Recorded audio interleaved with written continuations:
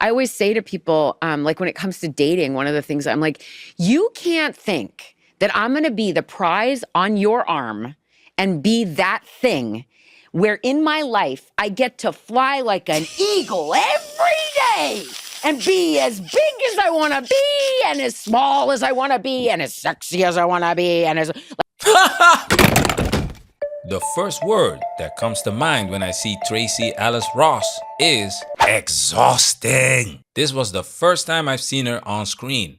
I told you, when he get on, he gonna leave your ass for a white girl. What, you want, a Barbie? What about all of this? You just want some what about the ass? Stereotypical loud black woman trope. And what's interesting about this clip is that it's supposed to be funny. This is comedy, a trope that is used many times in comedy shows. Okay, you don't put your hands on me. You don't touch me. Okay, because ain't nobody here to break us up. All right, huh? Real, come on with it. The loud black woman trope might be funny on camera, but in real life, it's exhausting and completely unattractive. Here's another trope worth naming before we go any further. And and then the other thing is on Girlfriends, I talk about this all the time, but on Girlfriends for 8 years, 173 episodes, I was a successful woman who couldn't find a partner and was waiting to be chosen. Strong, independent, successful, waiting to be chosen for almost a decade. This woman is a tool. Hold on to that. We're coming back to it. Now, before we get into this, I want you to pay attention to this. I don't know. I mean, I feel like right now there's a question. I'm like, should I be dating, because I'm 53. I'm like, should I be dating like a 62-year-old man? No. What? He's it so depends. quick with his answers. Tracee Ellis Ross is 53 years old. 53. Let that sink in. Now watch this. Yeah, but men are choosing themselves, ladies. They want peace above all things. Number one survey said men want peace. You see them clapping? Clap if you want peace, fellas. What does peace mean to you? And ladies, we need an answer. What does peace mean to you, sir? Peace. Peace of mind. The older you get, the more peace you want. Keep this in mind. Let's get into it. Ain't that a man? I just feel grateful. I love it. I love being a human. I love what being an artist and an actor allows me to do as a human, to touch other people's humanity. Yeah. I love being silly. I love, you know what I mean? Like, I always say to people, like when it comes to dating, one of the things I'm like, you can't think that I'm gonna be the prize on your arm and be that thing where in my life I get to fly like an eagle every day and be as big as I want to be and as small as I want to be and as sexy as I want to be and as to do all this, and then I'm gonna cook it, and don't get me wrong, like I'm a caretaker and I'm gonna cook for you and all those kinds of things, but not because you expect it, not because you want it. Just because that's part of who you are. You're not gonna put me in a box and just be a little thing over here. Like I'm a full planet. Does that make dating hard? You're a solar system. I don't know. Yeah, I'm a solar system. Yeah, I don't think you're a planet. I think I'm a solar system. Yeah. And I don't know that it makes dating hard. It does. You think it does? 100%. Why? I think what you've just explained is what a potential partner sees. Yes. Exactly. That 30-second pitch functioned like a scarecrow. Not because men are scared, but because men are tired. Tired of what? Tired of being in a constant state of recalibration. This woman wants to do whatever she feels, not what's routine, predictable, and measurable. Remember this? You gotta find your nest in grace, and that grace is nature. I think the greatest sin is boredom.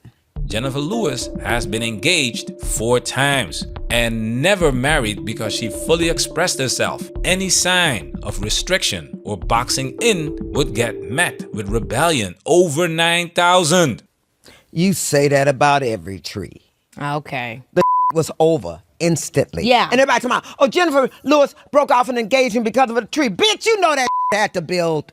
Yeah, it had to That had to be little things and that it's keep representative. eating at your joy and eating at your joy. I'm like, honey, I'm writing a book titled Walking in My Joy. You don't belong here. And here's the same issue Lewis has that Tracee also has. I don't know that it makes dating hard.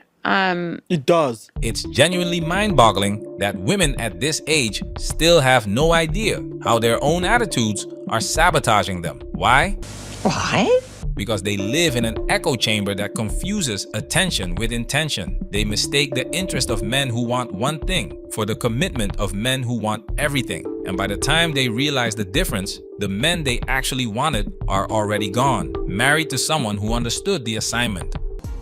And Can I tell you What that's- you just explained What is you what- just no, but also what you've said. One of the greatest pieces of advice I got too late in my life, but I wish everyone got, was from Esther Perel. She was a guest on the podcast, and she said the number one thing she would encourage people to do is date as friend groups. And I was like, what do you mean? Oh, explain And she that. said one of the worst mistakes people make is they go on dates as individuals. And when you're on that date, you're only seeing one side of the person that's because nice. it's a very natural thing. It's not like, it's not always like people are pretending or not pretending, but it's very difficult to be all sides of yourself Yeah. when you are with one person. Okay. But they said, like, if you go out as groups of friends, like literally, she said people should try their best to go, hey, me and my friends are going to do this. Would you Come like to bring meet. some of your friends Yeah. and we're going to hang out? She said, you'll be shocked at how quickly you get to know the person, like really, really quickly. that's actually sweet. Because the other person can't hide themselves when all their people are around. No, you can't. So you'll see them. Like, you might be shy with strangers, but when you're with your friends, you really come alive. You might be nice with strangers, and with your friends, the asshole You're an really, asshole. yeah. And that thing, to what you're saying now, Yeah. it reminds me of that idea. I get what Eugene is saying, because if somebody meets you as Tracee in one dimension, Yeah. in one planet of your solar system, And they have met you. yes, I can From a see them. distance. I can see them going, "Oh, this is who she is," all the time. And then the boss lady comes up and they're like, "Whoa, I'm a little who's that?" intimidated by that." Yeah. The foolishness. Wait, she can just go to Europe when she wants to, and Yeah. like I've always wondered that genuinely, especially when it comes to ultra successful women, is how much harder it is to date. But I think ultra Because successful- men can be very insecure about being with an ultra successful woman. Because what do I bring to the table? There you go, brothers. Risotto! The girl boss is not intimidating. The girl boss is unattractive. Why?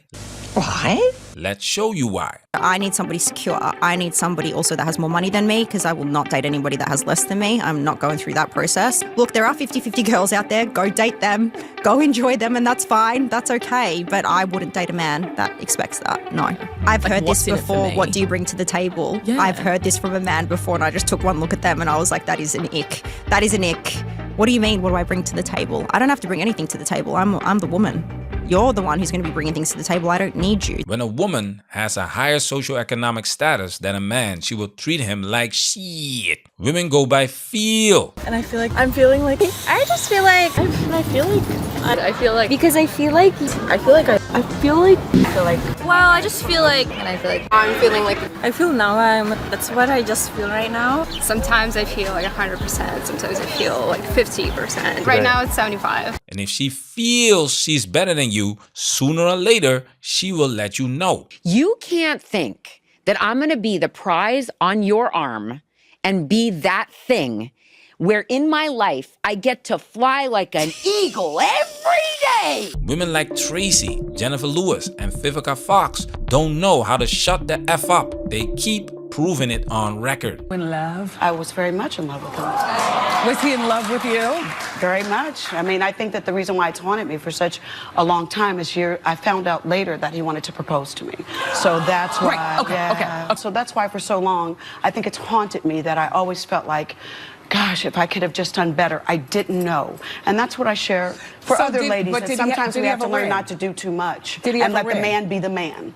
You're not gonna make them feel uncomfortable. And guess what makes women feel uncomfortable? Men who are broke, men with lower socioeconomic status. That nowadays a university degree, unfortunately, is the key predictor of success in life. Women, they do not want to touch men without a university degree. This is what data shows. No, but I think that cuts across everyone. I think what ultra successful and famous people take for granted Yeah. is the fact that their potential partner wants what a normal partner would want. They want exclusivity. They just want to be. And so do I. Yeah, they want to be with. But also, if you're ultra famous, people already know you. And they've already known you before you knew them. Yeah. They can't pretend they've never seen you before. Interesting, yeah. The exclusivity thing is it's an interesting. That's interesting. It's an interesting, and also interesting idea. you're loved by more. Like, I mean, you know, if you're dating me and then I put up a bathing suit picture and Trevor's getting text, yeah. I mean, I don't know. It's interesting. Who do you think it's been easier for you to date, civilians or fellow celebrities?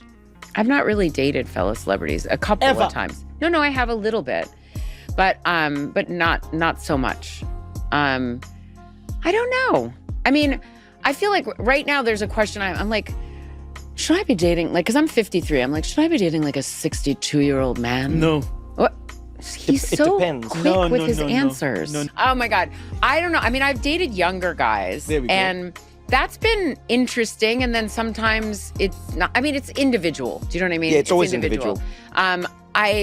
Men my age often, I don't know. I think it's individual. Every guy is different. I will tell you. Finish your sentence first. No. Men your age? No, I'm not doing it. I'm not going to do it.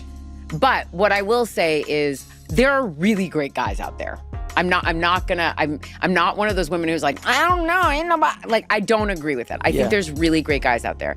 I think my thing is, think of how many people I know like me. Not so many. So maybe it'll take some time for me to meet the person that's a match for me. I don't know. I mean, how many people are out in the world like you? You're pretty unique. In my opinion, she's cooked. This romantic idea of finding Prince Charming, especially at 53, doesn't work. Why would a 50-year-old man seriously date a 50-year-old woman? What's the purpose? What's the added value? She is too old to have children. She's constantly working and running her mouth, and the way she speaks about dating signals she is ran sprinted through. It's interesting how in modern society, this conversation of post-wall women looking for the one is becoming the norm. She's, as she would say, she's on boats. I was like, oh, she vacations on yachts. So we're talking. And then she said to me, it was really interesting, we were having this conversation, and then she said, I feel like I'm a failure in life. I was like, this is strange. You've just told me about the greatest list of accomplishments ever. What do you mean you think you're a failure? And she said, well, I'm 62 years old. My kids are amazing and they love me and we vacation all the time and they're great and they're doing well and my businesses are doing well and my friends and my ventures and everything I touch turns to gold. But I can't find the person for me, and it feels like love is a story that I will never complete, and I feel like a failure. That's hard perspective. Yeah, but it was interesting because I said to her, maybe it's because it's so clear to me because you're saying it from the outside. But I found it interesting that she was willing to define her entire life through one lens alone, when every other metric, and I mean every other, she's in shape, she's healthy. But I've done speeches about this. Really? Oh yeah. But that's societal. She's pushing up against a societal norm and a cultural and a patriarchal and misogynistic norm that is, even if you don't know that's what you're fighting against, that's what you're fighting against. The thing that defines your value as a woman. Yeah. Who wants you? Yeah. Oh, damn. And I won't subscribe to it. I don't. There it is. Watch her face when she says it. She's not hesitating. She believes this completely. A woman with boats, businesses, kids who love her, friends everywhere she goes. And she still tells this stranger the reason she feels like a failure is a patriarchal, misogynistic norm. Not her own criteria, not her own list. The patriarchy did this to her. The foolishness. Except 30 minutes earlier, in this same conversation, Tracee told us exactly why dating is hard for her. Full planet, solar system, not going to be a prize on anyone's arm. She diagnosed her own problem herself, out loud on camera. And then, in the very next breath, about a different woman, she throws the diagnosis out the window and blames a system instead. This is the trick, gentlemen. This is the box that's always open and closed at the same time. When it's her own dating life, she's a full planet, unboxable, magnificent. And if a man can't handle that, that's on him. When it's her friend's dating life, suddenly, it's not about being unboxable at all. It's the patriarchy Keeping a successful woman single. Same woman, same podcast, same 20 minutes. Two completely different explanations for the identical outcome. My life is wonderful.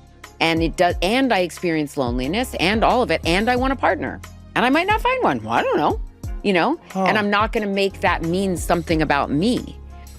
And I'm not going to decide that because and then the other thing is on Girlfriends, I talk about this all the time, but on Girlfriends for 8 years, 173 episodes, I was a successful woman who couldn't find a partner and was waiting to be chosen. And I didn't realize it, but when I left the show, I have spent years, and I talk publicly about it now because I didn't realize how much I had spent years waiting to be chosen. And I started to realize, I'm like, I'm the chooser. I can choose my partner, and I can choose. I don't have to sit around being a prize, making a life so that I get chosen. I'm also the person looking for a partner. And society tells women that that's our worth, that having children, and I mean, not everywhere, but that is for the most part. No, it is. And finding a partner. I mean, and then it's a thing that people ask you all the time, and I'm like, oh my God, why are we so interested in this? This is the closest she ever gets to seeing it. She names the exact pattern. Years spent waiting to be chosen. And her fix? She decides she's the chooser now. Gentlemen, that's not a fix. That's a costume change on the same problem. Being the chooser doesn't create demand where there isn't any. It doesn't change what men are actually looking for at 53. It just changes which side of the table she's sitting on while the numbers stay exactly the same. Leonardo Orlando already gave you the actual data earlier in this video. Physical attractiveness peaks in the early 20s. Status and resources peak decades later for men. Tracee is trying to run the male playbook. Accumulate status, accumulate resources, become undeniable in a body that's operating on the opposite clock.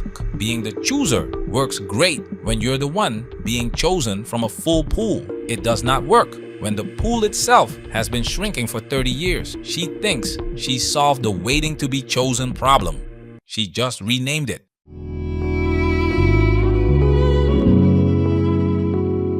Eight years, 173 episodes.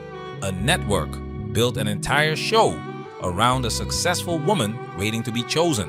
And it worked because it was relatable. She played that role so well that it took years after the camera stopped rolling for her to notice she wasn't just performing the trope. She was living it. That's the tool. Not a woman who got used once. A woman who fit the role so well. She couldn't tell where the character ended and she began. And that's exactly why the Stockholm story lands the way it does. Full planet, unboxable. If he can't handle it, that's on him. Until it's her friend's story, and suddenly the explanation flips to patriarchy, a system rigged against her. Same woman, same 20 minutes, two operating systems. That's the Schrodinger's effenist in her purest form. Not lying, not stupid, just never noticing the switch. Because noticing it would mean admitting the pattern was never the world's fault to begin with. That's not growth. That's a woman who's been cast in the same role for 25 years and still hasn't read past page 1 of her own script.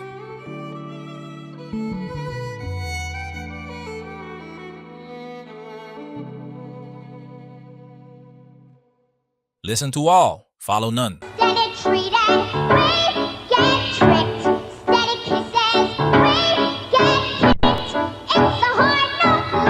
Management, we working. Protect yourself at all times. This video has officially been highlighted.